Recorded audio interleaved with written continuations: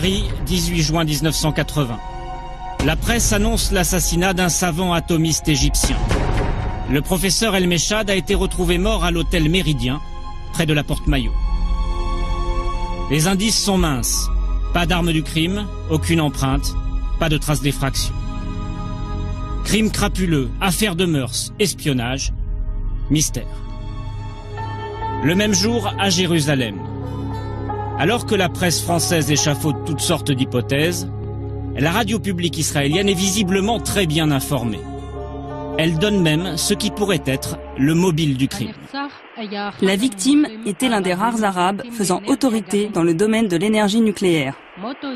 Sa mort va retarder d'au moins 2 ans la mise au point d'un armement atomique par l'Irak.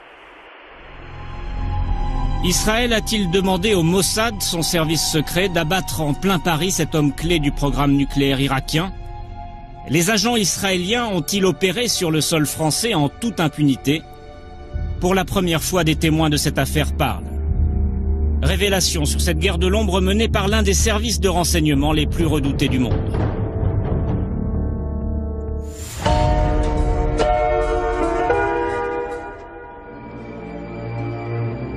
« 6 septembre 1975, Cadarache, dans les Bouches-du-Rhône. Saddam Hussein visite les installations du commissariat à l'énergie atomique.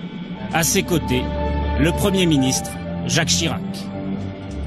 Le leader irakien rêve d'un réacteur nucléaire qui pourrait faire de lui le nouvel homme fort du monde arabe. La France, qui a besoin de pétrole, lui donne satisfaction. De retour à Paris, le chef du gouvernement annonce officiellement que la coopération nucléaire entre la France et l'Irak est lancée. Eh bien, l'accord de coopération nucléaire est au point, nous l'avons même complètement arrêté. Vous savez que conformément à la procédure communautaire, nous devons le transmettre à la communauté, ce qui va être fait immédiatement, et ce n'est qu'au vu des observations éventuelles de la communauté que cet accord sera signé dans 1 mois. Combien de centrales sont en jeu? Le sujet est sensible et la confidentialité de mise.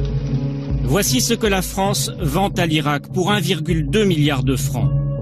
Osirak est la copie conforme du réacteur nucléaire français Osiris. Sur le papier, c'est un réacteur de recherche qui ne peut pas être utilisé pour fabriquer une bombe atomique. Reçu à l'Élysée, Saddam Hussein assure au président français qu'il n'a pas l'intention de détourner ce matériel à des fins militaires.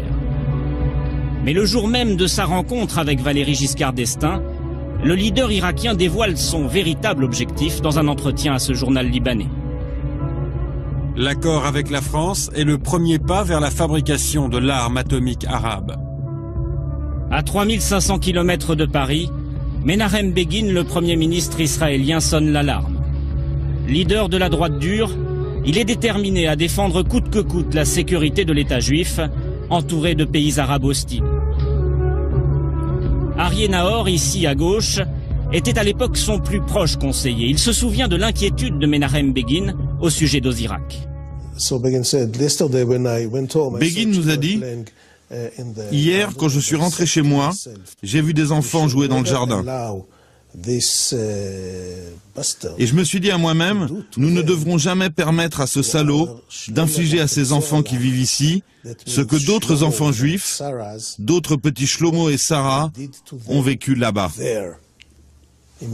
Il voulait dire en Europe, pendant l'Holocauste. C'est ainsi qu'il a élaboré sa doctrine nucléaire.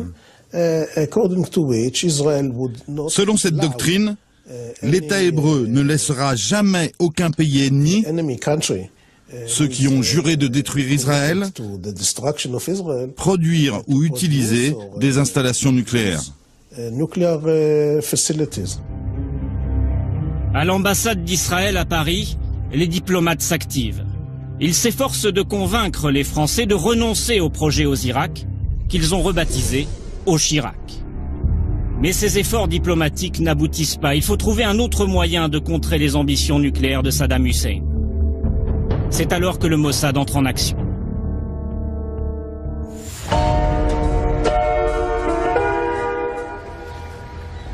La Seine-sur-Mer, dans le Var. C'est dans cette société que sont entreposées les pièces maîtresses du réacteur de Saddam Hussein. Objectif du Mossad, détruire ce matériel nucléaire avant son départ pour l'Irak. Début 1979, un agent du Mossad loue un appartement dans cette résidence luxueuse. Elle est située à 2 km de l'objectif, distance idéale pour préparer l'opération sans se faire repérer. Après plusieurs mois d'observation, le plan est prêt.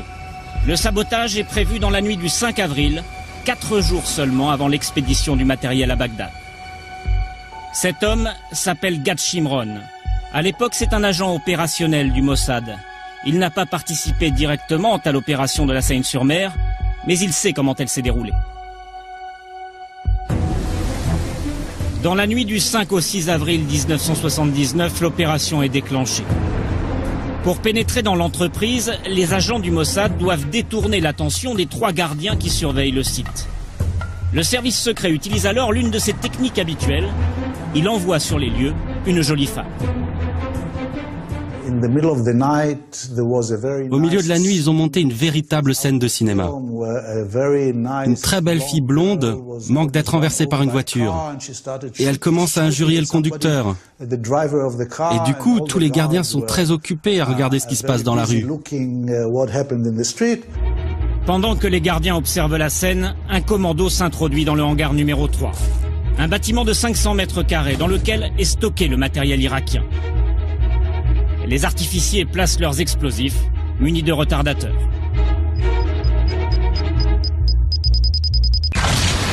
Ce sont 3 charges de plastique qui, en explosant cette nuit dans une des annexes des constructions navales et industrielles de la Méditerranée et de la Seine, ont détruit un lot très important d'éléments destinés à l'industrie nucléaire. Il y avait un bloc destiné à recevoir des piles atomiques et 2 réacteurs expérimentaux pour l'Irak. Pour ne pas être accusé, le Mossad doit maintenant brouiller les pistes. À 13h, coup de téléphone au journal Le Monde.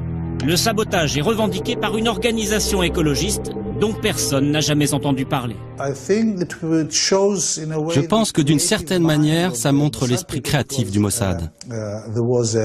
Ils ont imaginé cette revendication anonyme d'une organisation écologiste qui dit « Nous avons fait sauter le cœur du réacteur car nous sommes contre le nucléaire ». Et croyez-moi, en 79, c'était très vraisemblable. Au même moment, les écologistes manifestent dans le nord de la France. La crainte du nucléaire est dans l'air du temps. La revendication est crédible. À Bagdad, Saddam Hussein est furieux du sabotage de la Seine-sur-Mer. Il veut que la France reconstruise à neuf les pièces endommagées. Raymond Barre, le nouveau Premier ministre, se rend alors en Irak. Il assure au Raïs que les dégâts sont réparables en quelques mois. Cruelle déconvenue au quartier général du Mossad, dont les chefs pensaient retarder le projet de 2 ans. Il faut passer à l'étape suivante. Après le matériel, les services secrets israéliens vont maintenant viser les hommes.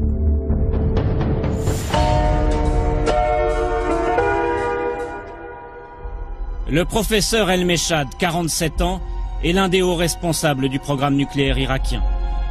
Le savant atomiste est venu à Paris pour s'assurer que la France livrera bien à l'Irak de l'uranium enrichi, indispensable à la fabrication d'une bombe atomique. Le 14 juin 1980, la police le retrouve mort, assassiné, dans sa chambre de l'hôtel Méridien. L'assassinat est lié au nucléaire, l'affaire est sensible. Elle est confiée à cet homme, Jean Baklouti. Grand spécialiste du contre-espionnage, il est numéro 2 de la direction de la surveillance du territoire. C'est aujourd'hui la première fois qu'il s'exprime sur ce dossier. À l'époque, Jean Baklouti fait tout de suite le rapprochement entre le meurtre d'El Meshad et le sabotage de la Seine-sur-Mer, car il n'a jamais cru à la revendication écologiste. C'était bidon, hein. Ne nous faisons aucune illusion. L'explosion est due effectivement au service secret d'Israël. Ça c'est sûr. Oui, c'est sûr. Ne serait-ce que par les explosifs utilisés d'ailleurs. Ces explosifs utilisés étaient des explosifs d'une certaine nature qu'on ne trouve pas ici. Là, on se rend compte que ça ne peut pas être du travail fait par des amateurs. Donc c'était signé, et c'était signé du Mossad. C'est signé du Mossad. Persuadé que le Mossad est également responsable de l'assassinat d'El-Meshad, Jean Baklouti enquête dans l'hôtel. En interrogeant le personnel, il apprend que le savant n'était pas seul lorsqu'il a pris sa chambre au Méridien. L'établissement est fréquenté par de nombreuses call-girls qui vendent leur charme aux hommes d'affaires de passage pour quelques milliers de francs. L'une d'entre elles accompagnait El-Meshad, Marie-Claude Magal, 32 ans. Ce dont nous savons par le concierge de l'hôtel, c'est qu'elle est arrivée à l'hôtel avec Meshad, que c'est elle qui manifestement le guidait, que Meshad a retenu sa chambre à ce moment-là et pas avant. Donc, ce qui est assez inhabituel d'ailleurs pour des gens qui se déplacent comme ça, et que naturellement, elle a passé une partie de la nuit à l'hôtel avec lui. Jean Baklouti reconstitue très vite le scénario du meurtre. Les services secrets israéliens ont payé Marie-Claude Magal pour séduire El-Meshad et le conduire au Méridien. Une fois le savant endormi, la call-girl quitte l'hôtel, elle téléphone à son employeur et donne le numéro de la chambre, 90-41. Un tueur du Mossad passe alors à l'action. Il monte au 9e étage et se dirige vers la chambre de l'ingénieur. Le meurtre, particulièrement violent, fait plus penser à un crime crapuleux qu'à une opération de service secret. Mais quand les circonstances l'exigent, le Mossad n'hésite pas à utiliser des armes blanches. Ils ont voulu que ça se passe le plus discrètement possible. Donc le meilleur moyen de tuer quelqu'un dans un hôtel où il y a des va et des viens, c'est de l'égorger. Dans les semaines qui suivent l'assassinat, Marie-Claude Magal est introuvable. Jean Baklouti enquête alors auprès des proches de la jeune femme et leur montre des photos de plusieurs agents du Mossad. Coup de chance, l'un d'entre eux a été vu en compagnie de la jeune femme. La DST identifie ainsi l'homme qui a recruté la call-girl et assassiné El-Meshad. Nous avons identifié physiquement le gars qui l'a fait. Nous savons quel est le gars et si vous le connaissiez, si vous le voyez, vous seriez convaincu qu'il est capable de faire ce genre de choses. Pourquoi ? Physiquement, c'est une brute, c'est un bonhomme capable de tout faire et convaincu de toute façon qu'il faut défendre Israël à tout prix, il aurait été capable de tout faire par patriotisme. C'est un agent du Mossad, hein ? Ah, c'est un agent du Mossad. Cet homme du Mossad, la DST le connaît sous le nom de Krif. C'est l'un des agents qui opère depuis l'ambassade d'Israël à Paris. Mais pour prouver que Krif est bien le coupable, Jean Baklouti doit interroger Marie-Claude Magal. Si la call-girl confirme que l'agent du Mossad est bien son employeur, l'enquête sera bouclée. 3 semaines après l'assassinat, la police finit par retrouver la jeune femme, réfugiée chez ses parents à La Rochelle, et la convoque au quai des Orfèvres. 12 juillet 1980, boulevard Saint-Germain, 2h30 du matin. Dans quelques heures, Marie-Claude Magal doit se rendre chez la police. Une dispute éclate entre la call-girl et un homme qui sort de ce café. L'homme pousse violemment la jeune femme sur la chaussée. Une voiture passe. Le témoin clé du meurtre d'El-Meshad trouve la mort dans ce qui ressemble à un banal accident de la circulation. À partir d'un moment où ils ont su qu'on était en train de remonter la filière, il fallait se débarrasser de la bonne femme. Hein. C'est le témoin gênant, ça, vous savez. Le témoin gênant, on s'en débarrasse comme on peut. Elle a été poussée sous une voiture boulevard Saint-Germain et elle a été tuée. Poussée par qui ? Par un tiers qu'on n'a pas identifié. Hein. On a identifié le gars qui l'a écrasé, sur lequel on a eu beaucoup de soupçons, sans pouvoir l'établir, parce qu'on a pensé que c'était une opération montée, mais nous n'avons pas pu l'établir. Sans le témoignage de Marie-Claude Magal, la DST ne peut pas prouver l'implication du Mossad dans le meurtre d'El-Meshad. Difficile alors pour les pouvoirs publics français d'engager une procédure judiciaire ou de protester officiellement auprès d'Israël. Jean-François Poncet est alors ministre des Affaires étrangères. Je ne crois pas me souvenir qu'on ait pu identifier les services israéliens. Il y avait une forte suspicion. Mais il y avait une suspicion, voilà. Et justement, quelle est à ce moment-là la position de la France? Est-ce que c'est de dire il faut tout faire pour empêcher que des actions telles que celle-ci se mènent sur notre sol? Ou est-ce qu'on laisse faire en se disant... On ne peut pas, sur une suspicion, bâtir une politique. Après l'assassinat d'El-Meshad, les ingénieurs irakiens en visite au CEA craignent pour leur vie. Ils sont protégés en permanence par des policiers de leur pays qui se font passer pour des stagiaires en formation. Gérard Bontron était à l'époque le directeur du projet aux Irak. Il a bien connu un autre savant travaillant pour l'Irak, Abdul Rassoul, qui est mort dans des circonstances troublantes. Après avoir partagé un repas avec Abdul Rassoul et une dizaine de collègues français, Gérard Bontron apprend que l'ingénieur irakien est tombé subitement malade. Il envoie son adjoint aux nouvelles. Mon adjoint, le docteur Graff, là, est allé le voir. Il m'a dit, quand il est revenu, il m'a dit, écoutez, je suis très impressionné. Il est gonflé, il a une peau qui est devenue grise comme celle d'un éléphant. Il parle à peine. Et on m'a dit qu'on ne savait pas ce qu'il avait. Et il a été envoyé au Val-de-Grâce, où il est décédé quelques jours après son admission, pour choc médicamenteux, d'après les médecins du Val-de-Grâce. Et d'après les Irakiens ? Les Irakiens, eux, ont tout de suite imaginé et affirmé qu'il s'agissait d'empoisonnement et qu'ils avaient analysé ses viscères au retour du corps, ce qui les avait confirmés dans cette opinion. Un second collègue irakien qui disparaît brutalement, Gérard Bontron et les ingénieurs français qui travaillent sur le projet sont sous le choc. Ils commencent à prendre peur. Sont-ils, eux aussi, dans la ligne de mire du Mossad ?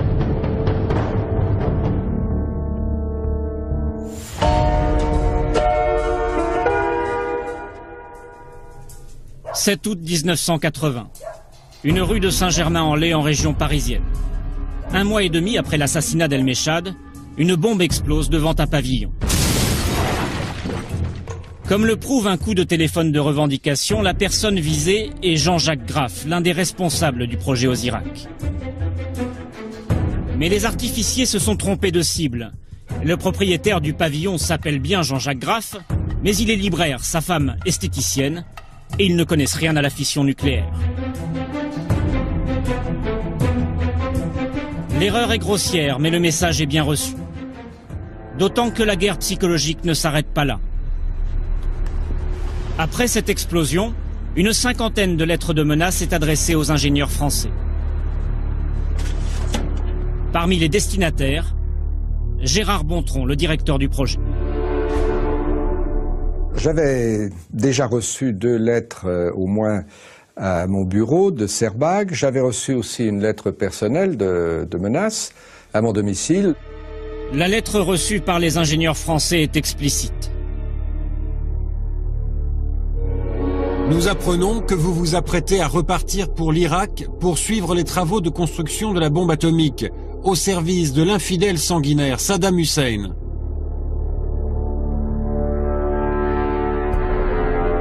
Si vous décidez de récidiver, nous ne répondons plus de votre vie, de celle des membres de votre famille et de vos biens.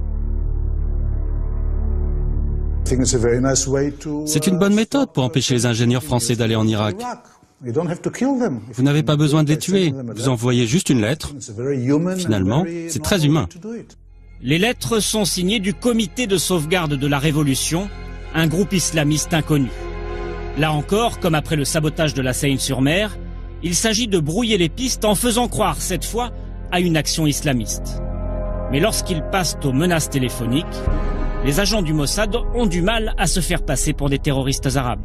À 2 heures du matin, j'ai été réveillé par une personne qui, s'exprimant avec un évident accent arabe, a répété en gros les menaces qui étaient dans les courriers que j'avais reçus. Et je l'ai fait répéter pour essayer d'en tirer plus de renseignements, et l'accent arabe a disparu, puis il m'a dit « Oh, puis vous m'avez bien compris, terminé ». La ligne n'était pas sur écoute, impossible à l'époque de retracer l'appel. Pour les lettres de menace, en revanche, la DST trouve une piste. Les ingénieurs qui en sont les destinataires ont reçu le courrier juste avant de partir pour l'Irak, peu de temps après la réservation de leur billet d'avion. Nous nous sommes aperçus que c'était l'ordinateur d'Air France qui était piraté. On a retrouvé tous les listings, etc., avec les dates précises. Nous avons nos sources d'information aussi. Et nous avons su qu'effectivement, à partir de là, les lettres étaient rédigées à l'ambassade d'Israël. Vous saviez que le piratage venait de l'ambassade d'Israël, oui. Où le Mossad est également installé. Oui, automatiquement. Hein. La campagne d'intimidation conçue à l'ambassade d'Israël provoque une vingtaine de défections parmi les ingénieurs français. pas suffisant pour enrayer le projet aux Irak. Le Mossad va-t-il aller plus loin, mettre ses menaces à exécution en tuant des ingénieurs français? Cela n'a jamais été envisagé. Jamais. Pourquoi? Parce que nous n'étions pas en guerre avec la France. Nous voulions être amis de la France. Début 1981, malgré 2 ans d'action du Mossad sur le sol français, le réacteur irakien est presque terminé. Les services secrets israéliens ont retardé le projet de Saddam Hussein, mais ils n'ont pas réussi à y mettre un terme. Échec du Mossad?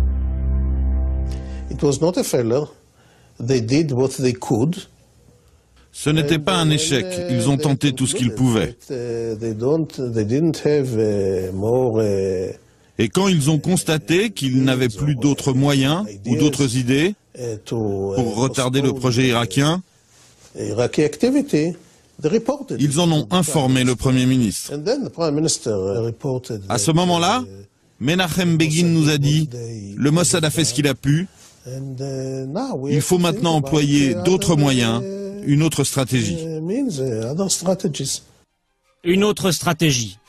Menachem Begin décide que c'est maintenant à l'armée israélienne de prendre la relève du Mossad.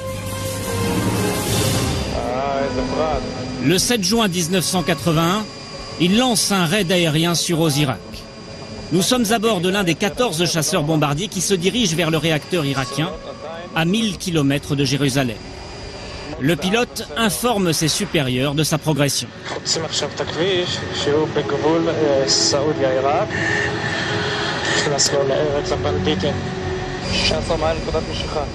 À 18h30, l'objectif est en vue. Les pilotes israéliens lâchent 16 tonnes de bombes sur Osirak. L'opération dure seulement 2 minutes.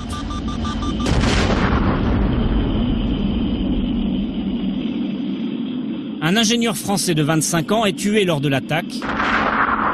Le réacteur nucléaire fourni par la France à l'Irak ne sera jamais reconstruit.